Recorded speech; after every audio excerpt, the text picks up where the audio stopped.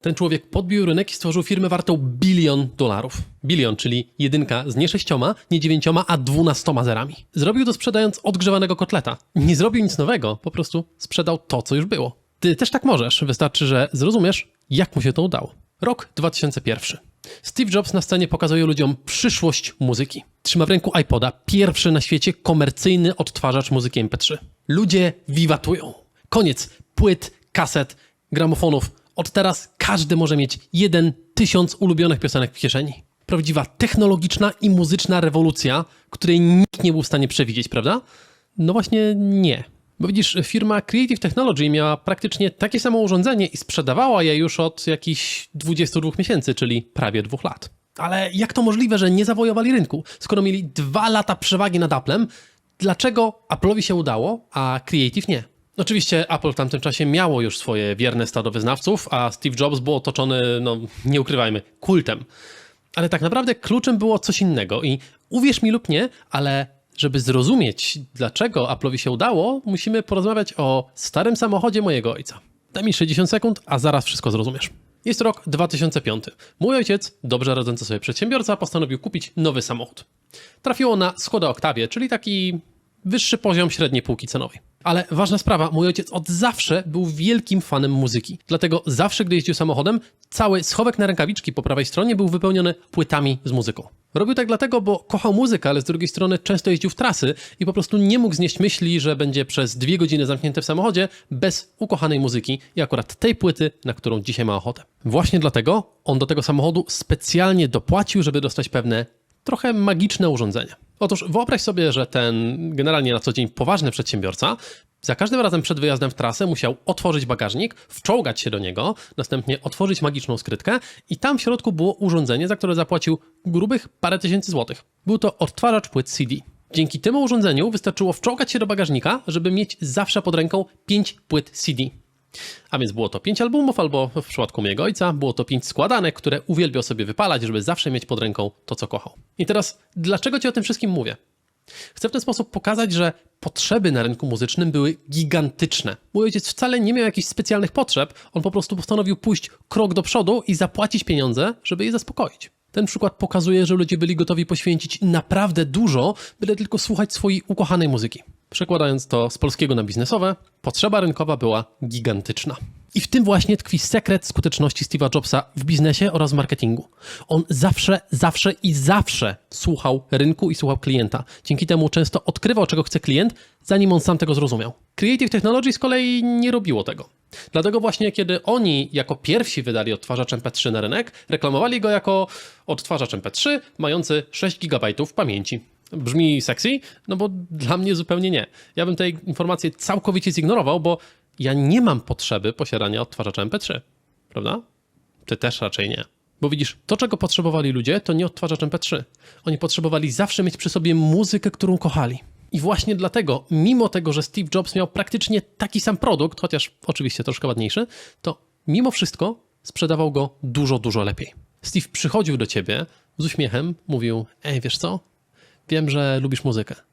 Dlatego mam coś dla ciebie. Dzięki temu urządzeniu zawsze będziesz miał przy sobie 1000 najbardziej ukochanych piosenek. Chcesz? Czujesz różnicę? Bo mnie przy tym drugim przykładzie ciarki przeszły po karku. Steve Jobs był genialnym przedsiębiorcą oraz marketerem, dlatego że on zawsze mówił o potrzebach klienta oraz o korzyściach, które płynęły z korzystania z jego produktów. Zauważ, on nie mówił nic o cechach technicznych swojego produktu. Nie mówił o tym, że ma 5 GB pamięci, nie mówił o tym, że odtwarza pliki MP3, bo nikogo to nie interesuje. Klienta interesuje korzyść, jaką będzie z tego miał, czyli 1000 piosenek w swojej kieszeni. I właśnie dlatego, gdyby Steve Jobs wymyślił własny format zapisywania muzyki, wszyscy i tak kupowaliby iPoda, bo chcieli 1000 piosenek, a nie konkretny format. Okej, ale wystarczy teorii, przejdźmy do konkretu. Jak być bardziej jak Steve Jobs? Jak komunikować się tak jak on? Tutaj na pomoc przychodzi nam model CZK. I teraz uważaj, bo jeżeli zrozumiesz, o co chodzi w tym modelu, będziesz naprawdę blisko tego, w jaki sposób komunikował się Jobs. Będziesz miał odrobinę z jego magnetycznej perswazji sprzedażowej. Model CZK to skrót od cecha, zaleta, korzyść. I teraz takich rzeczy najprościej uczyć się na przykładach, więc omówmy to na przykładzie, żeby było proste, niech będzie to drukarka. Załóżmy, że chcę sprzedać ci drukarkę, przychodzę i mówię: słuchaj, mam fajną drukarkę, drukuję 70 kartek na minutę. Chętny? Czujesz coś? bo ja nie. To, co ci podałem, to jest cecha produktu, cecha techniczna. To nie interesuje nikogo, kto nie jest z branży albo kto nie jest osobą bardzo drobiazgową i krytyczną. Tego rodzaju informacje klienta po prostu zanudzą. I zauważ, to jest dokładnie ten rodzaj komunikacji, który wybrało Creative Technology, sprzedając swój odtwarzacz MP3. I właśnie dlatego im nie wyszło. Okej, skoro 70 kartek na minutę cię nie przekonuje, to jako dobry handlowiec daję ci kolejną informację. Słuchaj, tak się składa, że drukarka, o której rozmawiamy, to jest najszybsza drukarka, jaka aktualnie jest na rynku. Czujesz coś teraz? To, co przed chwilą zrobiłem, to przełożyłem cechę techniczną na prostą do zrozumienia informację. Zaletę. Najszybsza drukarka na rynku. I teraz może nie potrzebujesz najszybszej drukarki na rynku, ale przynajmniej wiesz, czym wyróżnia się mój produkt, prawda? To już krok w dobrą stronę. Ale to wciąż nie jest to, co robił Steve Jobs. On zawsze mówił bezpośrednio o tym, co grało w sercu jego klienta, więc poszukajmy czegoś takiego samego z drukarką, którą ci oferuję. Innymi słowy, porozmawiajmy o korzyściach, jakie płyną z posiadania mojego produktu. Jak to zrobić? Jest to dosyć proste. Patrzymy na to, jakie zalety ma nasz produkt i zastanawiamy się, w jaki konkretny sposób może się to przełożyć na poprawienie życia klienta, któremu chcemy to zaoferować. I tu pojawia się piękna sprawa, dlatego że korzyści można dobierać bezpośrednio pod klienta docelowego. To znaczy, że jeżeli masz jeden produkt, ale chcesz go sprzedawać 3 różnym klientom docelowym, to możesz o tej samej zalecie mówić na 3 różne sposoby, tak żeby do każdego iść bezpośrednio z tym, co go najlepiej przekona. I znowu konkrety. Załóżmy, że nasze drukarki chcemy sprzedawać do 2 miejsc. Do urzędów oraz do biur projektowych. Teraz, jeżeli chodzi o urzędy, to będziemy rozmawiali z różnego rodzaju kierownikami i dyrektorami. To są osoby, które są bardzo mocno rozliczane z tego, jak dużo pieniędzy wydają i jak dużo pieniędzy zarabiają. I właśnie to może być kluczem, dzięki któremu dostaniemy się do serca urzędnika. Załóżmy, że jesteś takim dyrektorem urzędu i potrzebujesz wymienić 2 swoje drukarki. I wtedy przychodzę ja i mówię: słuchaj, ja rozumiem, że moja drukarka jest jedną z najdroższych na rynku, ale to 2 w 1. Ze mną nie musisz kupować 2 drukarek. Zamiast wydawać 10 000 złotych na 2 drukarki, wystarczy, że dasz mi 7 000 i masz 3 w kieszeni. A do tego, no nie ukrywajmy, jedna drukarka zamiast 2 oznacza, że będziecie mieli w biurze więcej miejsca, więc może część z tych zaoszczędzonych pieniędzy wydasz na nowy ekspres do kawy, o którym marzysz od dawna? No bo wiesz, ze mną efekty będziesz miał te same, ale po prostu więcej gotówki zostanie ci w kieszeni. Widzisz to? Dalej mówię o tym, że moja drukarka jest najszybsza, ale przedstawiam to jako sposób na oszczędzenie pieniędzy i być może nawet jako sposób na to, żeby zrealizować takie swoje małe marzenie biurowe. Marzenie, o którym myślało się przez ostatnie parę lat, ale na które nigdy nie było budżetu ani miejsca w biurze. Dalej rozmawiamy o tej samej zalecie mojego produktu, ale w sposób, który najbardziej pomoże klientowi, któremu chcę tę drukarkę sprzedać. I o to właśnie chodzi. Możesz tak przygotować narrację na temat swojego produktu, że klient poczuje się głupio na samą myśl, że mógłby nie kupić. Przykład z życia. Kiedyś pracowałem w biurze projektowym. Konkretnie projektowaliśmy systemy przeciwpożarowe, czyli rozmieszczaliśmy na wielkich rzutach architektury jakieś czujki i inne tego rodzaju rzeczy. Ta architektura była wielka, dlatego że pracowaliśmy na stadionach, wielkich hotelach czy innych lotniskach.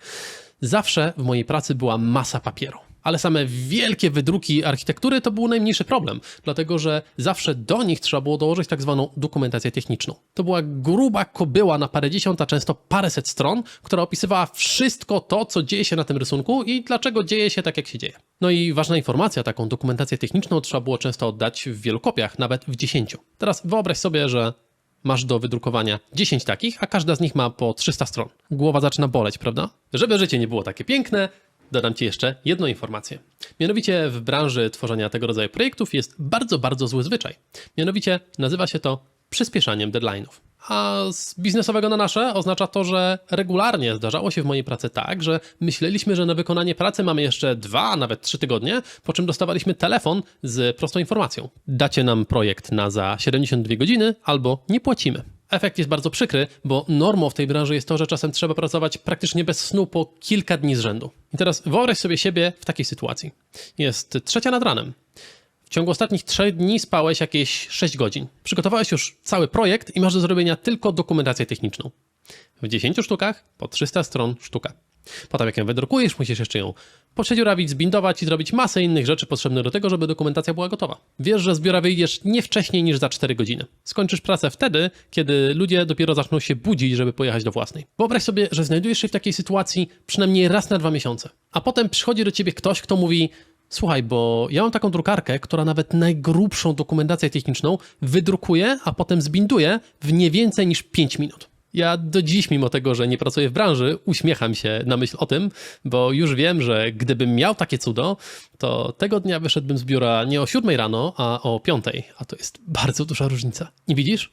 Na takim poziomie zrozumienia klienta i komunikacji był Steve Jobs. On po prostu mówił dokładnie o tym, czego ludzie potrzebowali. I właśnie dlatego ludzie byli gotowi go słuchać. Steve Jobs zawsze miał świetne produkty, ale przede wszystkim potrafił bardzo dobrze komunikować ich wartość. Bo ważna informacja, dzisiaj dobry produkt nie wystarcza do tego, żeby odnieść sukces. Trzeba umieć go jeszcze sprzedać i w takiej sytuacji jesteśmy od naprawdę wielu dekad. Creative Technology jest tylko jednym przykładem, pozwól, że podam Ci jeszcze dwa.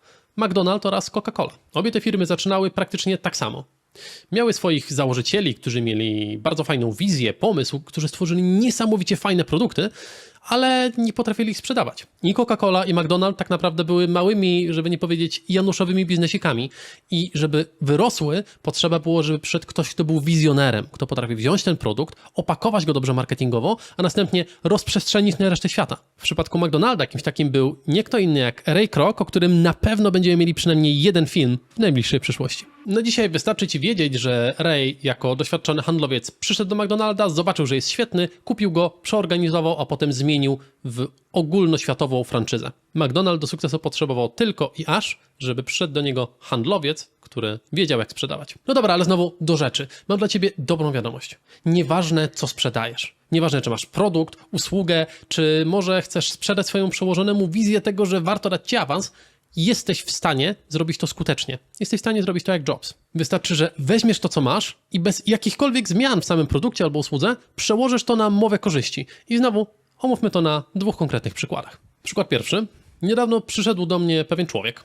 Chciał mi zaoferować usługę. Było to wsparcie w rozwoju mojego konta na LinkedInie. Połączyliśmy się na Zoomie i długo opowiadał mi o technikaliach tego, co robi.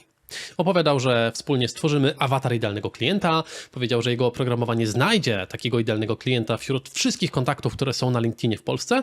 Następnie połączy się z moim kontem, będzie wysyłał tym ludziom zaproszenia, 1 na ileś tam procent je zaakceptuje i wtedy ten serwis automatycznie wyśle wiadomość do tego człowieka, gdzie będzie powitanie, parę słów na mój temat i tak dalej, i tak dalej. To wszystko oczywiście było okraszone dużą ilością cyferek, takich jak 2000 wysłanych zaproszeń, procent konwersji i tego rodzaju rzeczy. Przyznam, że gdzieś od 2 minuty już mój mózg zaczął odlatywać, ale postanowiłem wytrwać do końca całej prezentacji, a gdy mój rozmówca zrobił krótką przerwę, żeby wziąć wdech po jakichś 10 minutach rozmawiania, zadałem mu jedno proste pytanie. Ej, czy ja dobrze rozumiem, że to, co ty próbujesz mi sprzedać, to 200 ciepłych leadów w moim inboxie na LinkedInie? Facet przez parę sekund nie potrafił nic powiedzieć, po czym skinął głową, powiedział: tak, dokładnie to. Od dzisiaj będę wszystkim tak mówił. Z tego co wiem, gość nie rzuca słów na wiatr i dokładnie w ten sposób dzisiaj przedstawia swoją usługę kolejnym klientom. Drugi przykład pięknej zmiany to agencja zajmująca się tworzeniem wiralowych filmów na TikToku. Słuchaj, chłopaki byli naprawdę niesamowici.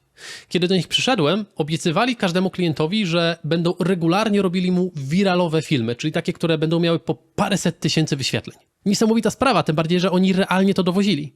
Ale słuchaj, czy to jest realnie potrzebne? No bo posiadanie wiralowych filmów jest fajne, ale generalnie nie jest to potrzebne w biznesie. Patrz, jeżeli jestem prawnikiem, to czy mam potrzebę być wiralowym prawnikiem? No nie. Fajnie, jeżeli będę to miał, ale generalnie moje potrzeby są zupełnie inne. Ja chcę mieć klientów. Ja chcę móc na tym zarabiać. Trochę pogadaliśmy z chłopakami i wpadli na niesamowity pomysł. Dalej oferowali dokładnie tę samą usługę, ale zaczęli reklamować ją inaczej. Dzisiaj, kiedy do nich przyjdziesz, złożą ci obietnicę, która brzmi: jeżeli zaczniesz z nami, to za góra 3 miesiące będziesz absolutnym liderem w swojej branży. Czujesz różnicę? Bo różnica jest gigantyczna. Wiralowe firmy są fajne, ale mało komu potrzebne. Natomiast prawie każdy chce albo przynajmniej widzi wartość w byciu liderem w swojej branży. Nieważne, czy sprzedajesz zapałki, usługi prawne, czy sprzęt stereo, chcesz być liderem w swojej branży, chcesz być trendsetterem, chcesz, żeby wszyscy ludzie kojarzyli twoją branżę bezpośrednio z tobą.